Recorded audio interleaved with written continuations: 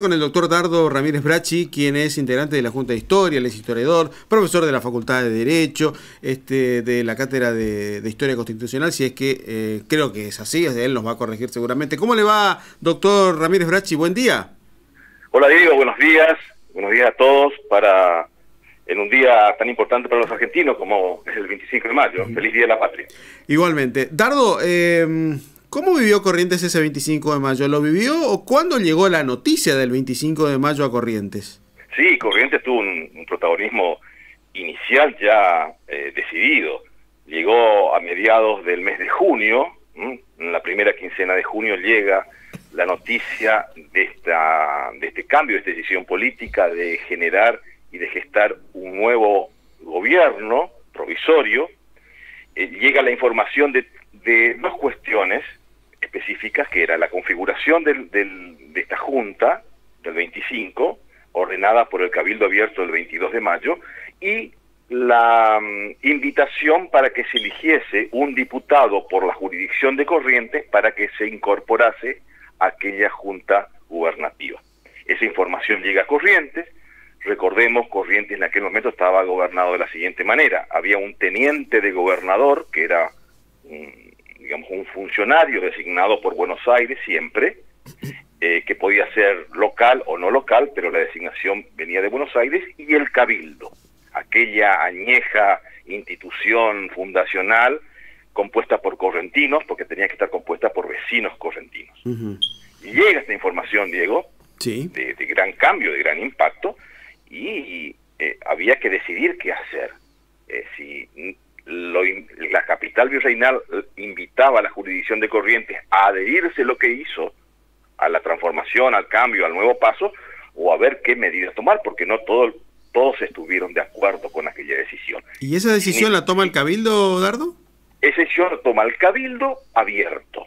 Es decir, el Cabildo Abierto era una institución especial, extraordinaria, que cuando había que resolver un tema de gran cuantía, de gran dimensión, se convocaba a los vecinos en asamblea, en la plaza, frente al Cabildo, se proponía el tema y se decidía en general. No eran los funcionarios quienes decidían qué hacer, sino los vecinos en sí. ¿Y qué resolvieron los vecinos? Adherirse a la decisión de la Junta. Lo decía antes, Diego, para poder entender que no era fácil, porque había gente que no estaba decidida todavía por el cambio. Claro. Aún más, cercano a Corrientes y con un vínculo muy fuerte a Corrientes estaba Asunción del Paraguay, que hasta 1811 no adhirió absolutamente para nada para estos cambios políticos. Aún más, en este transcurso de 1810, que Corrientes decide sostener la causa de la Junta Gubernativa de Buenos Aires, va a ser ocupada 2 veces por flota paraguaya, que defendían el sistema realista y el sistema del antiguo régimen. ¿Qué importancia tenía Corrientes para Paraguay? Mucha. Es decir, Corrientes tenía mucha importancia para Paraguay, como Paraguay la tenía para Corrientes. Primero por una cuestión de ubicación regional, geoestratégica. Corrientes, desde su nacimiento, su principal virtud fue su ubicación estratégica en el marco del codo del río Paraná, en la desembocadura próxima del Paraguay, lo que le daba una gran capacidad de control de la navegación del río. Si bien Corrientes tuvo una economía precaria durante toda su vida colonial, porque no había metales, su economía era muy primitiva, pero ese rol estratégico fue importante. ¿Por qué? Porque era el salvoconducto, la vía de la navegabilidad entre los puntos del control del río Paraná. Digamos, Asunción, Corrientes, Santa Fe de la Veracruz, y en la desembocadura la capital virreinal, como era Buenos Aires. Y en esa puja de importancias entre Asunción y Buenos Aires, finalmente a lo largo del proceso histórico prima entonces la relación de Corrientes con Buenos Aires, ¿no? Derivando Correcta incluso... tu lectura. Correcta tu lectura, es eso. Corrientes se encontró en ese ámbito dubitativo de aquellos dos proyectos, aquel que proponía Buenos Aires o aquel que inicialmente también proponía Asunción con otras perspectivas, y Corrientes inmediatamente, que ya dependía de antes, ¿no es cierto?, administrativamente de Buenos Aires, decide llevar adelante este cambio y designando, y esto es lo importante que no lo hemos dicho todavía, designando un diputado. Corrientes designa su diputado para que conforme aquella junta gubernativa. Diputado que va a caer en la designación de José Simón García de Cosio, que vivía en Buenos Aires, era fiscal de la Audiencia de Buenos Aires y había participado ya en el Cabildo Abierto del día 22. A ver, es cierto que es contrafáctico como se dice ahora, pero ¿qué hubiera pasado si Corrientes se acoplaba al proyecto de Asunción, al proyecto de Paraguay y no al proyecto de Buenos Aires? ¿Qué ofrecía Paraguay de diferente a la oferta de Buenos Aires? Lo que pasa es que no había todavía un proyecto sólido. Lo que ofrecía Paraguay en aquel momento era simplemente no cambiar las cosas. Ajá. Hasta 1811, hasta el 14 de mayo de 1811, que se va a producir la Revolución Paraguaya, que ahí sí el Paraguay va a llevar adelante otro proyecto que no va a ser el antiguo sistema, va a ser un proyecto propio, muy particular, de enfrentamiento al puerto de Buenos Aires, pero con una connotación un poco particular que fue del encerramiento, de la mediterraneidad, y ahí vamos a tener una serie de gobiernos que van a dar lugar y nacimiento a la construcción muy particular y con mucha identidad paraguaya, de Rodríguez de Francia primero, luego con las décadas de Carlos Antonio López y para terminar con Francisco Solano López. En este marco vamos a ver, Paraguay va a poder ofrecer esa alternativa de análisis contrafáctico que no corresponde para la historia, pero decimos, bueno, la otra alternativa que tenía Paraguay era lo que bregó ese encierro con algunas alternativas muy complejas de su mediterraneidad, en donde estaba muy cerca el territorio portugués y donde también la tenía Buenos Aires controlando la navegación de los ríos. Aquí Corrientes se ve entonces en esa duda inicial en 1810, sí. Y luego ya tomando la decisión de avanzar a favor de Buenos Aires, aunque sin embargo siempre con ese inconveniente, sometida a los designios del puerto, ¿no? Que el puerto era quien tenía la llave del acceso por los ríos y en ese caso la navegabilidad hacia otros puntos del mundo, ¿no?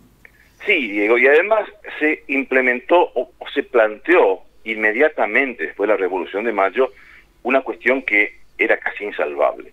Se tomó una decisión política y había que sostenerla. Y había que sostenerla militarmente. Y ahí comienza esa lucha militarizada que va a llevar adelante la revolución por más de 14 años, que va a terminar allá en Ayacucho en 1824. Y esa lucha militar, Corrientes también se va a comprometer. Desde el primer momento, imaginémonos el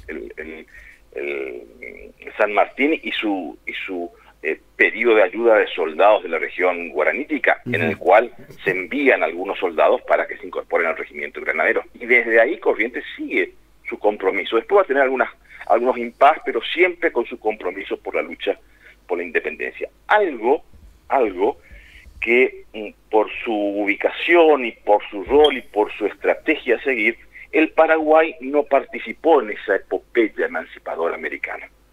Si bien participó Argentina, vaya, si no lo participó con nuestros ejércitos libertadores, el Paraguay no, porque es como que se retrotrajo a sí mismo y comenzó a luchar por su supervivencia en el marco que lo rodeaba.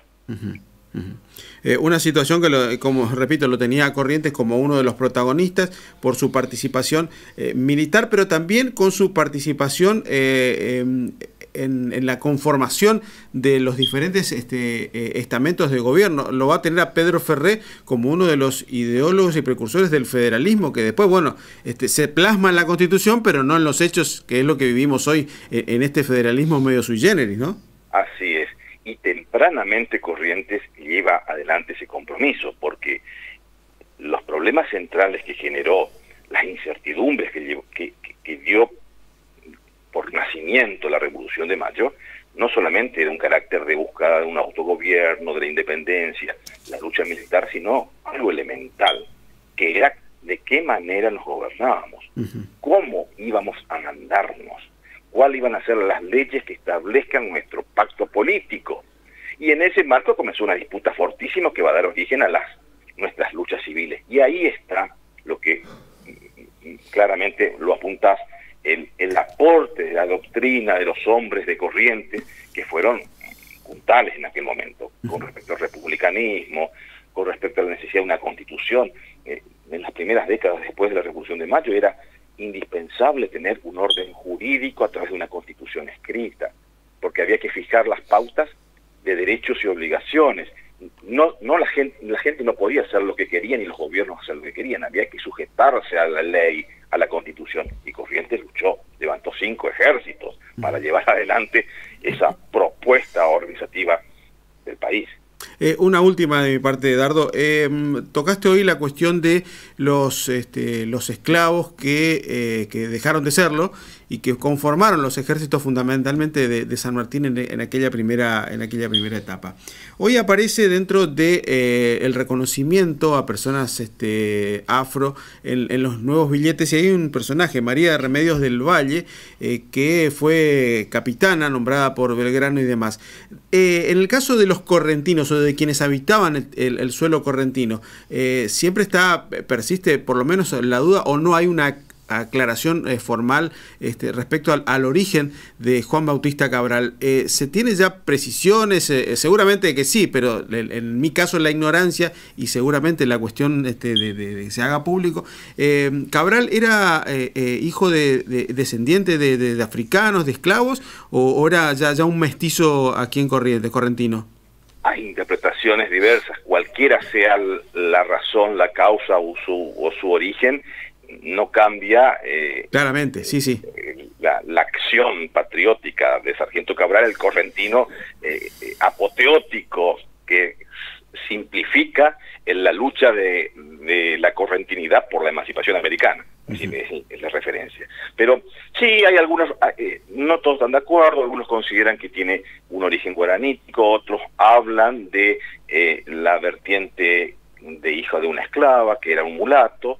De todas maneras, muestra también que este proceso revolucionario que desplazó a todos y comprometió a todos sin ninguna diferencia.